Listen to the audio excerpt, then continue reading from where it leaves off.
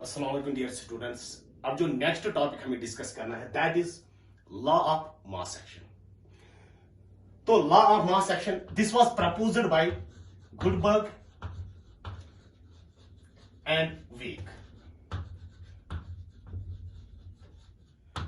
उन्होंने ही बेटा कौन सा लॉ दिया था? Law of mass action.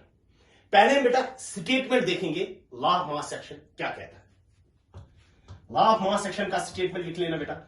The rate of a reaction, the rate of a reaction is directly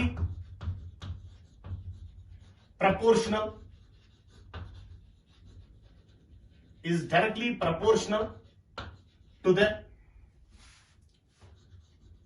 product of active mass of reactants. Active mass of reactants. Each raised to the power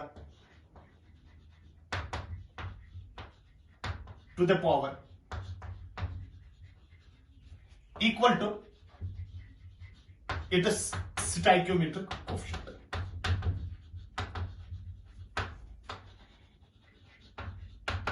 Each raised to its power equal to each raised to the power equal to its stoichiometric coefficient. ध्यान देना। तो अगर हम देखेंगे ना law of mass action का statement है the rate of a reaction और the speed of a reaction, यानी किस रेट से बेटा रिएक्शन जाएगी, is directly proportional to the product of active masses of reactants. जो ये एक्टिव मास होता है ना, एक्टिव मास बेटा वो वाला मास होता है रिएक्शन में जो एक्चुअली रिएक्शन में पार्टिसिपेट करेगा।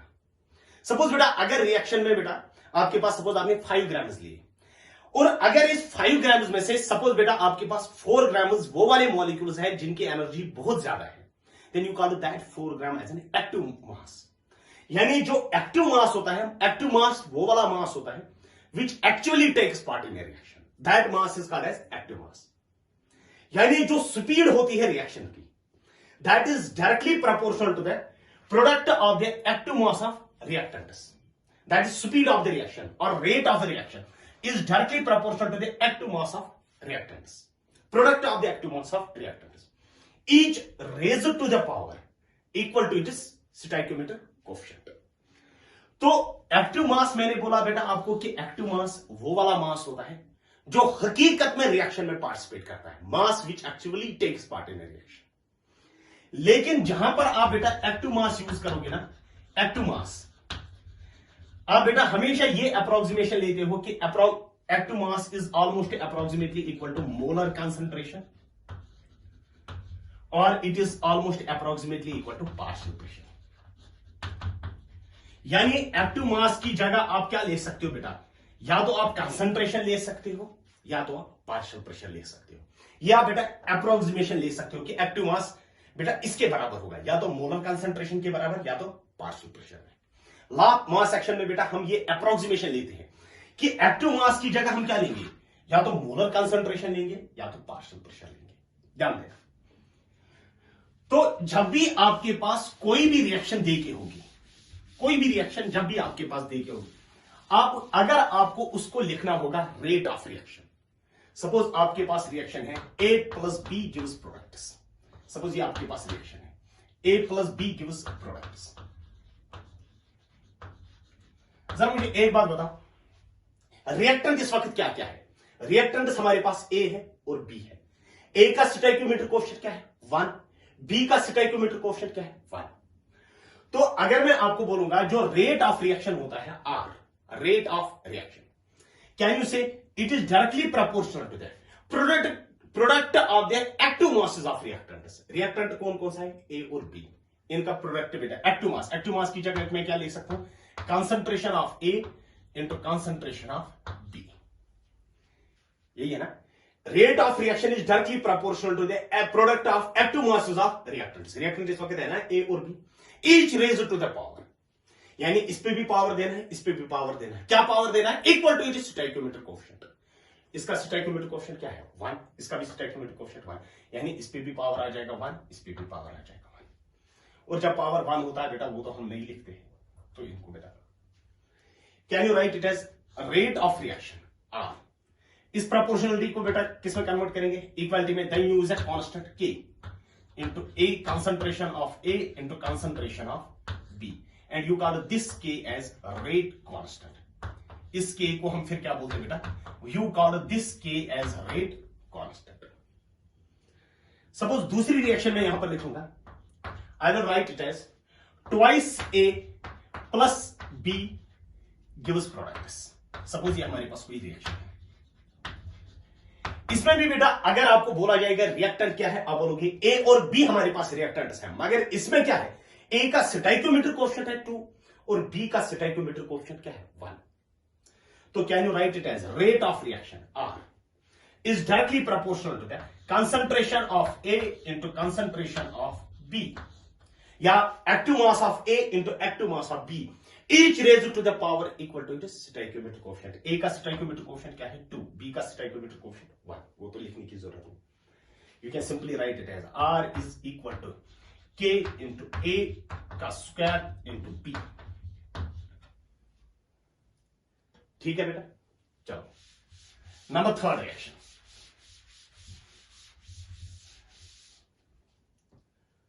Number third reaction I will write it as thrice A plus 4 times B gives products। जरा मुझे बता बेटा, लॉ ऑफ मास सेक्शन के हिसाब से क्या लिखेंगे बेटा, rate of reaction is directly proportional to the product of the active masses. Active mass की जगह मैं क्या लिखूंगा, concentration of A into concentration of B, each raised to the power equal to its stoichiometric coefficient. A का stoichiometric coefficient क्या है 3 और B का स्टोइकियोमेट्रिक कोएफिशिएंट क्या है 4। यानी you can write it as rate of reaction is equal to K into concentration of A का cube into B का 4। यही है ना, rate of reaction is equal to K A raise to power 3 B raise to power 4।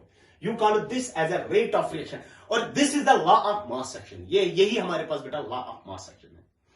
लेकिन अब हमें बेटा ये law of mass section discuss करना है किन रिएक्शन में, रिवर्सिबल रिएक्शंस में, जहां पर बेटा फॉरवर्ड रिएक्शन भी होती है और बैकवर्ड रिएक्शन भी होती है। ध्यान रखिए, suppose I will write a reaction here, N1 moles of A plus N2 moles of B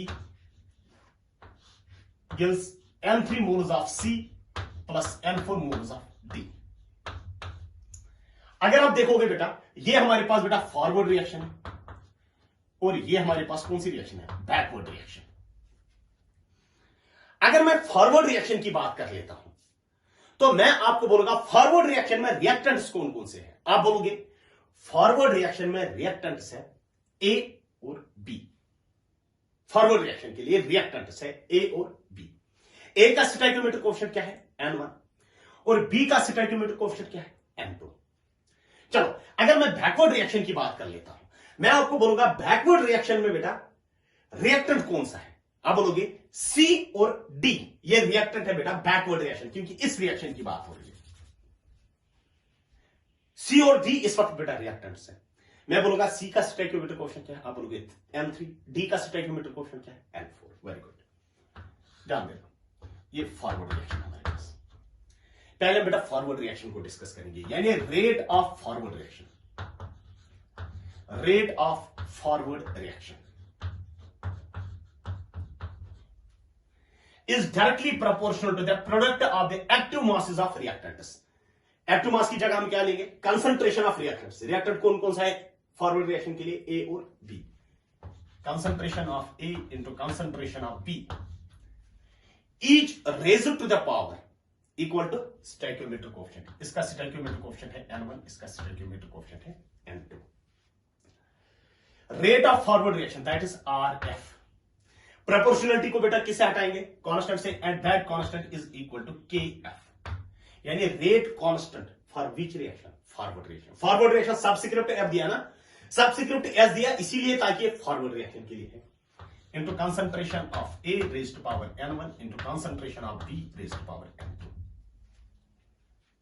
ठीक है, अब आ जाओ बेटा बैकवर्ड रिएक्शन की अगर मैं बात कर लेता हूं, खाली इस रिएक्शन की अगर मैं बात कर लेता हूं, इस वक्त बेटा ये रिएक्शन हमारे पास है, ये रिएक्शन अगर हमारे पास है, ऑब्वियसली बेटा आप बोलोगे ना रिएक्टेंट्स ये है और ये प्रोडक्ट्स है उस वक्त, यानी rate of backward reaction, rate of backward reaction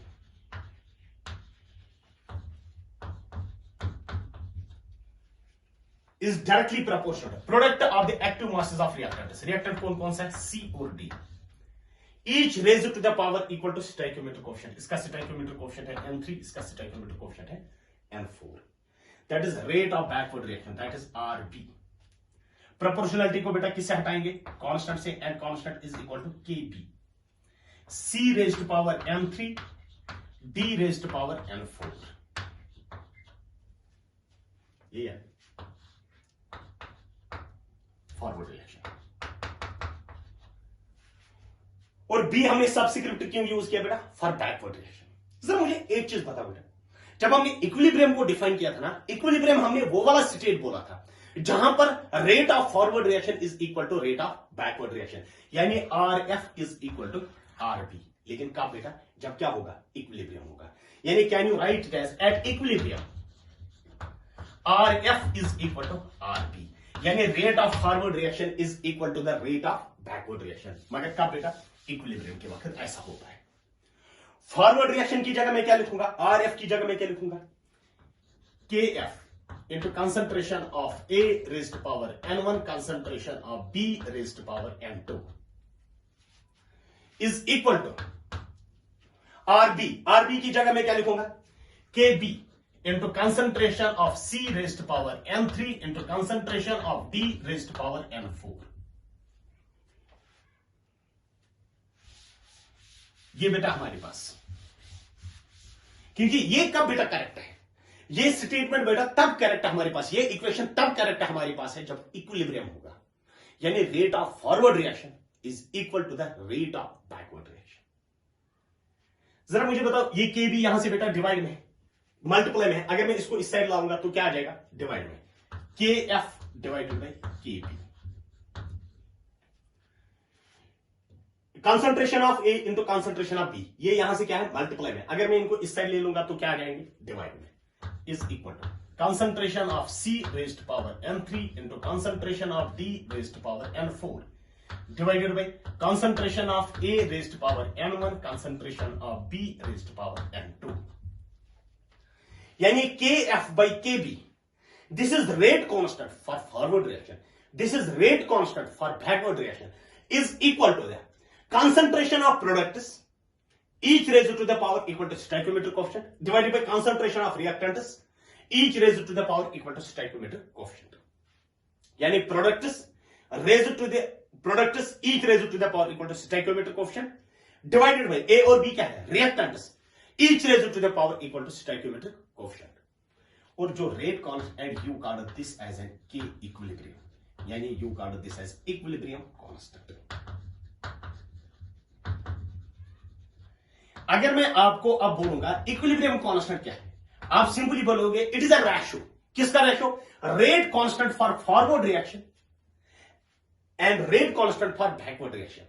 यानी अगर आपको KF का वैल्यू सपोज x दी के और KB का वैल्यू y दी के, इक्विलिब्रियम कांस्टेंट निकालना है, simple, x divided by y, it will be the value of the equilibrium constant. या आप ऐसे भी इक्विलिब्रियम कांस्टेंट का लिख सकते हो, products each raised to the power equal to stoichiometric coefficient divided by concentration of reactants each raised to the power equal to stoichiometric coefficient। लेकिन यहां से बेटा मल्टीप्लाई, प्रोडक्ट्स भी बेटा मल्टीप्लाई में होगा, रिएक्टेंट्स भी मल्टीप्लाई में। अब मुझे एक चीज बताओ, असल में बेटा, असल में जो इक्विलिब्रियम, जो लॉ ऑफ मास, ये हमने बेटा इक्विलिब्रियम कांस्टेंट की इक्वेशन निकाली बेटा लॉ ऑफ मास सेक्शन से। वहां पर एक्चुअली हम कंसंट्रेशन यूज करते हैं कि एक्टिव मास, वहां पर बेसिकली हम एक्टिव मास यूज करते हैं। तो अगर मैं in terms of active mass लिखूंगा, in terms of active mass हम क्या लिखेंगे बेटा, इन टर्म्स ऑफ एक्टिव मास असल में के इक्विलिब्रियम जो होगा that will be equal to, असल में ये है ना active mass of C, active mass of C raised to power n3 into active mass of D raised to power n4 divided by active mass of A raised to power n1 into active mass of B raised to power n2।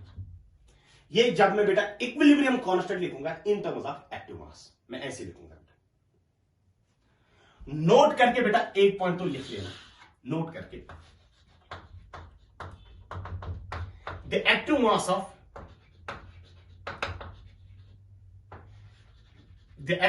of pure solid and pure liquid is taken as 1. Active mass बेटा pure solid या pure liquid का हम किसके बराबर लेते हैं? 1 के बराबर लेते हैं। यानी जब भी आपको बेटा इक्विलिब्रियम कांस्टेंट लिखना होगा, के इक्विलिब्रियम, आप लिखोगे it is equal to the concentration of products each raised to the power equal to stoichiometric coefficient divided by concentration of reactants each raised to the power equal to stoichiometric coefficient. Suppose question लिख लेना वहां पर बेटा, write the expressions for equilibrium constant. Write the expressions for equilibrium constant.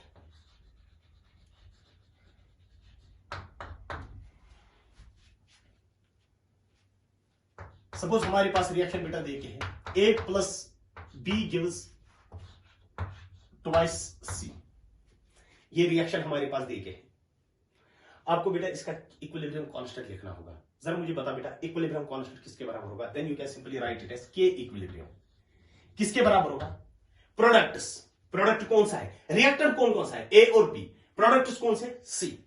You can write it as it is equal to concentration of C divided by concentration of A into concentration of B each raised to the power equal to stoichiometric coefficient. A का stoichiometric coefficient 1, B का stoichiometric coefficient 1 और सी का stoichiometric coefficient 2। तो यहां पर बेटा 2 आ जाएगा।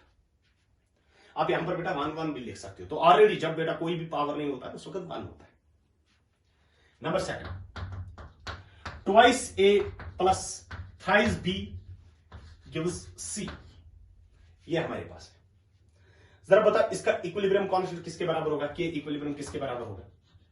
You can write it as it is equal to products. Products कौन सा है बेटा? सी डिवाइडेड बाय रिएक्टेंट कौन कौन सा है? ए और B each raised to the power equal to stoichiometric coefficient. A का स्टोइकियोमेट्रिक कोएफिशिएंट क्या है? 2, बी का स्टोइकियोमेट्रिक कोएफिशिएंट क्या है? 3 और सी का स्टोइकियोमेट्रिक कोएफिशिएंट क्या है? 1। Number third, A plus thrice B gives A B 3।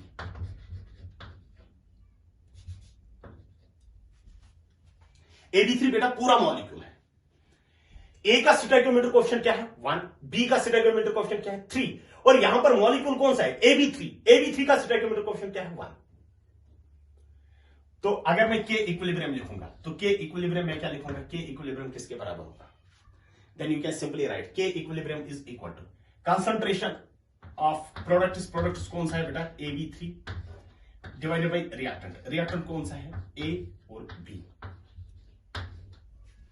Each raised to the power equal to stoichiometric coefficient. AB3 का स्टोइकियोमेट्रिक कोएफिशिएंट 1, ए का स्टोइकियोमेट्रिक कोएफिशिएंट 1 और बी का स्टोइकियोमेट्रिक कोएफिशिएंट 3। तो ये बनेगा बेटा के इक्विलिब्रियम की एक्सप्रेशन। ठीक है बेटा, यहां पर चलो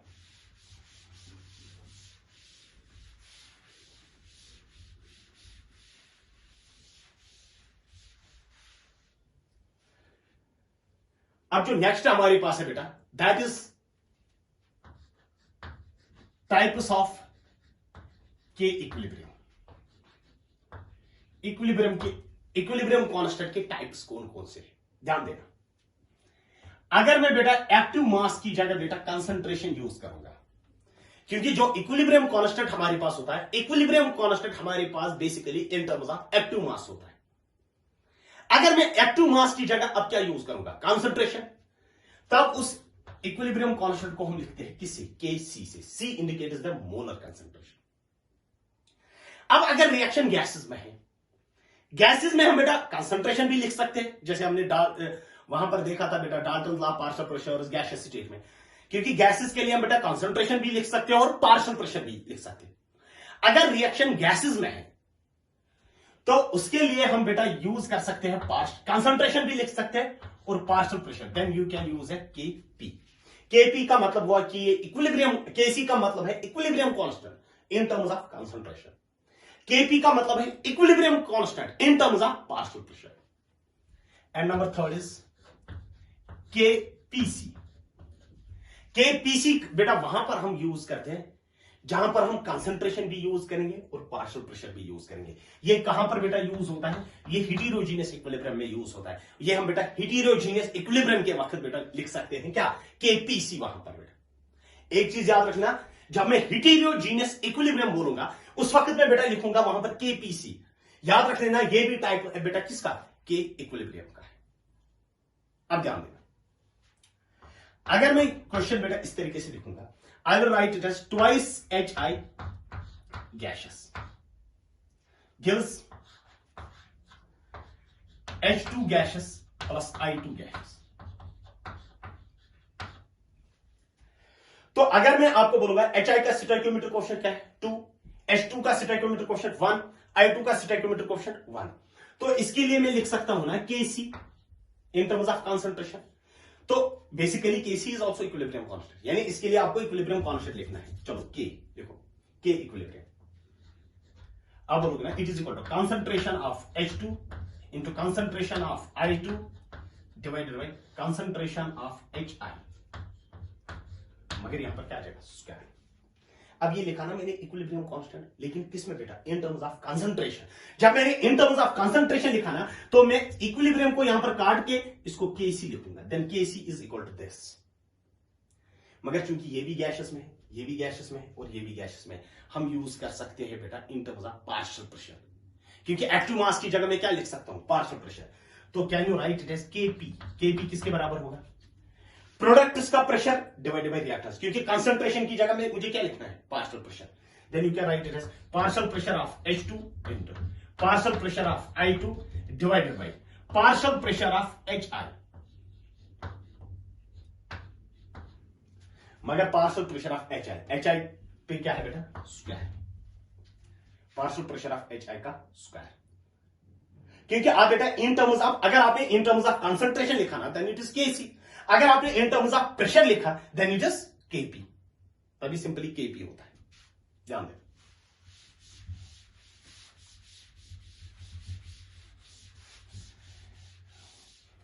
अगर मैं बेटा ये वाली रिएक्शन लिखूं, number 2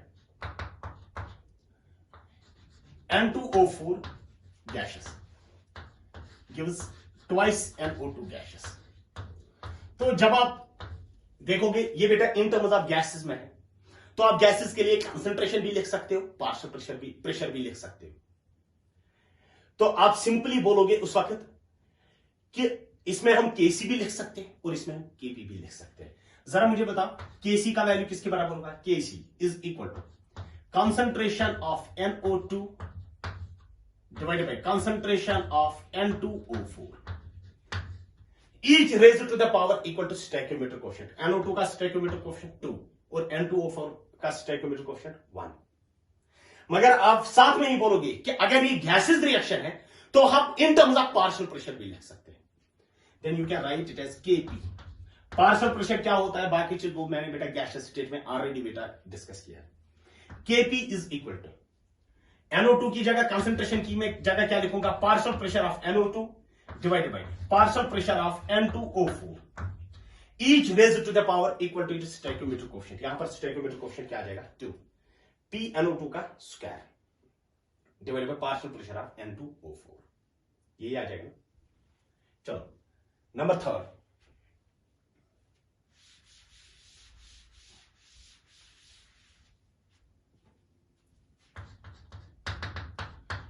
twice SO3 gaseous gives twice SO2 gaseous plus O2 gaseous।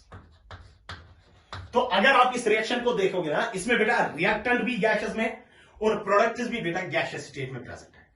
तो आप लिख सकते हो दोनों के लिए क्या? आप इन टर्म्स ऑफ कंसंट्रेशन भी लिख सकते हो और in terms of partial pressure भी लिख सकते हो इनको। तो अगर आपको बेटा पहले हम इन टर्म्स ऑफ कंसंट्रेशन लिखेंगे, तो हम क्या लिखेंगे बेटा? KC. KC is equal to concentration of SO2 into concentration of O2 divided by concentration of SO3 का each raised to the power equal to stoichiometric coefficient. SO2 का stoichiometric coefficient 2, इसका बेटा 1, SO3 का स्टोइकियोमेट्रिक कोएफिशिएंट 2। ठीक है। अब बेटा इसके लिए चूंकि ये गैसियस स्टेट में है, जब ये गैसियस स्टेट में है तो आपने बेटा केसी लिखा तो आप केपी भी लिख सकते हो। तो केपी का value, K P is equal to, K P का वैल्यू बेटा किसके बराबर होगा, partial pressure of SO2 into partial pressure of O2 divided by partial pressure of SO3 each raise to the power equal to stoichiometric coefficient. SO2 का stoichiometric coefficient 2, O2 का 1 और SO3 का stoichiometric coefficient 2। ये होगा बेटा इसका क्या, KP. इसी तरीके से बेटा दो इक्वेशन बेटा और मैं लिखूंगा यहां पर, आप उनके लिए बेटा ये लिख लें। और एक equation 4, suppose N2 gases plus thrice H2 gases gives 2 times NH3 gases.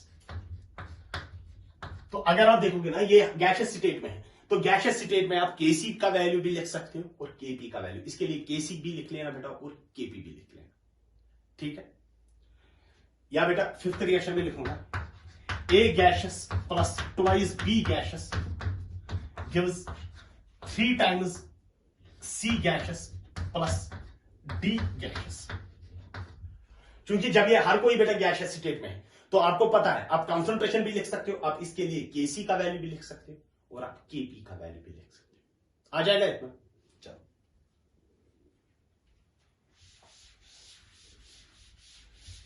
Next बेटा जो हमारे पास है दैट इज कैरेक्टरिस्टिक्स ऑफ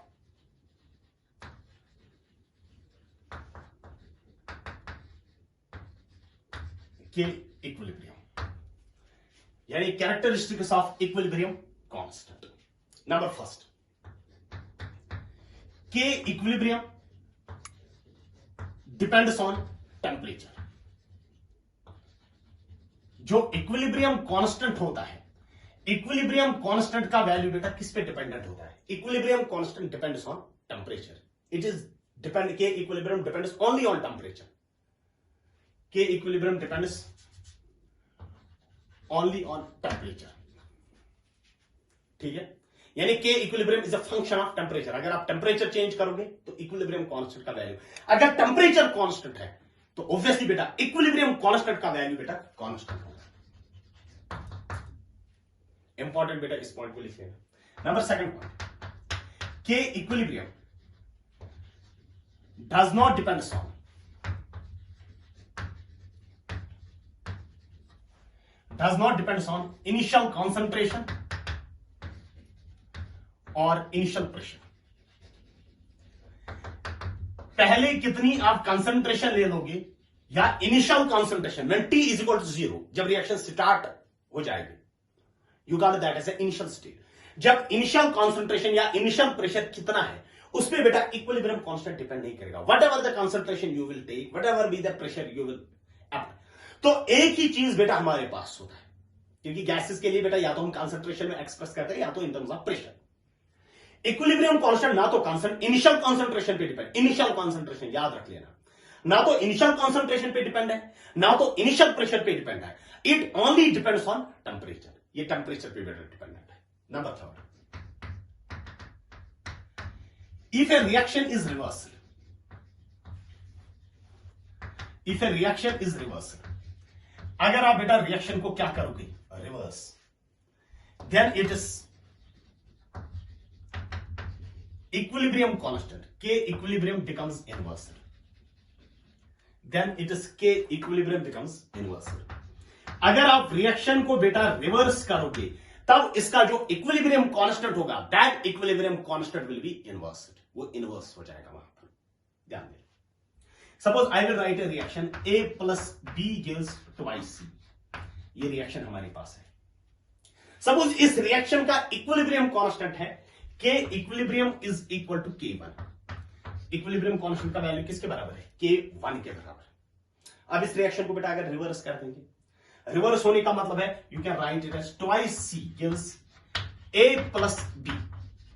अगर आपने बेटा इस रिएक्शन को रिवर्स किया तो रिएक्शन रिवर्स होने की वजह से क्या होगा, जो इक्विलिब्रियम कांस्टेंट इस रिएक्शन का होगा K equilibrium, it will be equal to, ये इस इक्विलिब्रियम कांस्टेंट का इनवर्स होगा, that is 1/K1।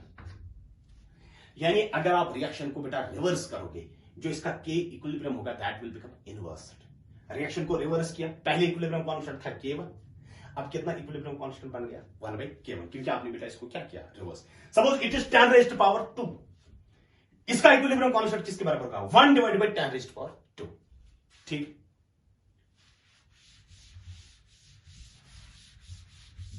Number 4th point,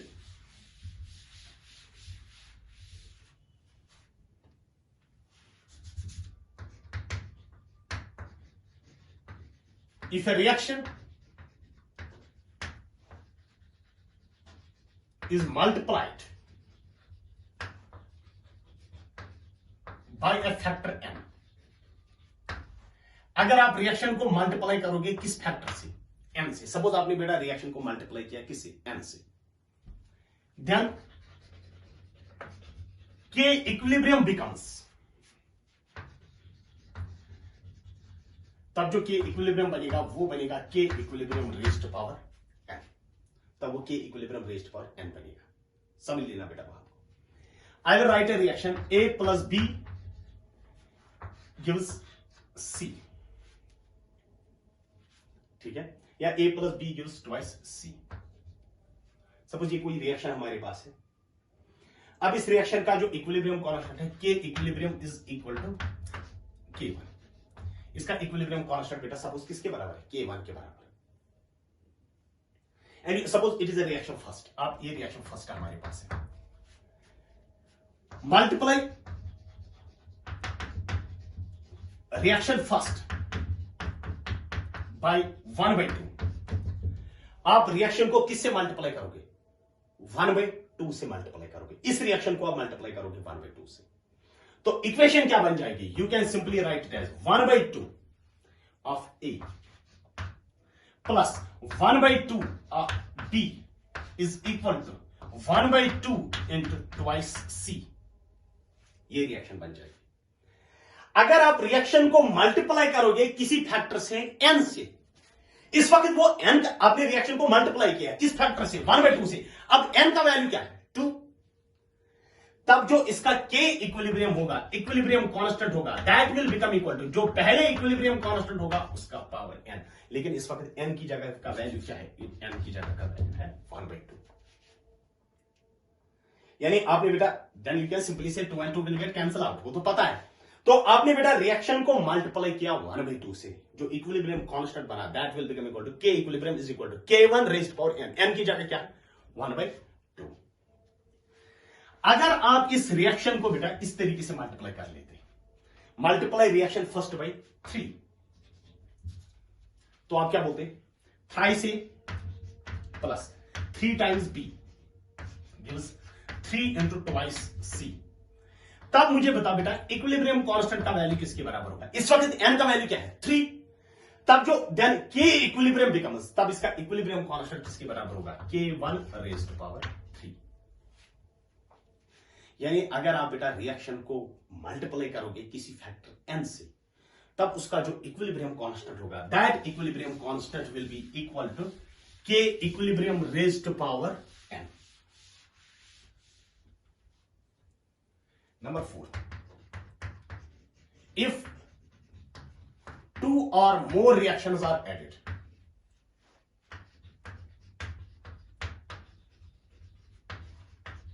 if 2 or more reactions are added, अगर आप 2 रिएक्शंस को ऐड करोगे या 2 से ज्यादा रिएक्शंस को ऐड करोगे, then their K equilibrium gets multiplied। तब बेटा K इक्विलिब्रियम क्या हो जाता है, मल्टीप्लाई हो जाता है। Then there K equilibrium gets multiplied. अब मैं बेटा एक क्वेश्चन यहां पर लिखूंगा। सपोज हमारे पास रिएक्शन है A + B gives twice C, इसका जो इक्विलिब्रियम कांस्टेंट है, equilibrium constant suppose is equal to K1। दूसरी रिएक्शन हमारे पास है twice C gives D + E, उसका इक्विलिब्रियम कांस्टेंट है K2। Calculate K equilibrium for, यहां पर मैं बता लिखूंगा इसको,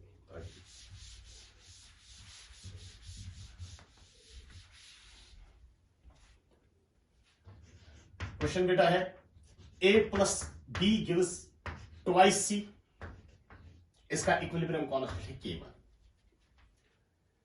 twice C gives d plus b, ये नहीं बोल देना कि इसका इनवर्स है, यहां पर इसका इनवर्स है twice C gives a plus b, it is equal to K2। Calculate K equilibrium for, किसके लिए बेटा इक्विलिब्रियम कांस्टेंट कैलकुलेट करना है, a plus B gives d plus, इस रिएक्शन के लिए बेटा आपको इक्विलिब्रियम कांस्टेंट यानी K इक्विलिब्रियम बेटा इस रिएक्शन के लिए कैलकुलेट करना है। जिस इक्वेशन के लिए बेटा K इक्विलिब्रियम कैलकुलेट करना होगा, you call that equation as a required equation. आपके लिए जो रुकायर्ड इक्वेशन है वो क्या है, ये दो रिएक्शन बेटा देखे हैं, इस रिएक्शन के लिए बेटा इक्विलिब्रियम कांस्टेंट कैलकुलेट करना है। You call this reaction as a required equation. Required equation क्या है, a plus B gives d plus e, यानी a बेटा लेफ्ट साइड से होना चाहिए, b भी बेटा लेफ्ट साइड से होना चाहिए, d कहां से होना चाहिए, राइट साइड से, e कहां से होना चाहिए, राइट साइड से।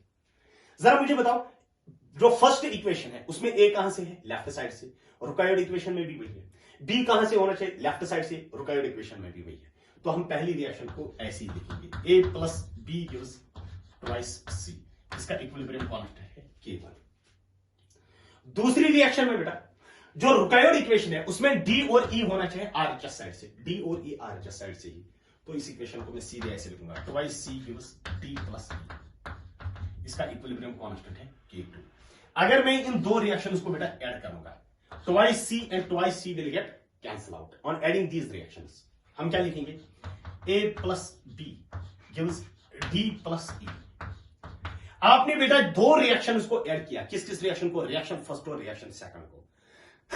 जब आप दो रिएक्शंस को बेटा ऐड करोगे, उनका जो इक्विलिब्रियम कांस्टेंट होगा, जो इक्विलिब्रियम कांस्टेंट होंगे K इक्विलिब्रियम इस रिएक्शन का, K इक्विलिब्रियम, इफ टू और more reactions are added then there K equilibrium gets multiplied, K equilibrium will be equal to K1 into K2। तब K इक्विलिब्रियम का value किसके बराबर होगा, K1 into K2 के बराबर होगा।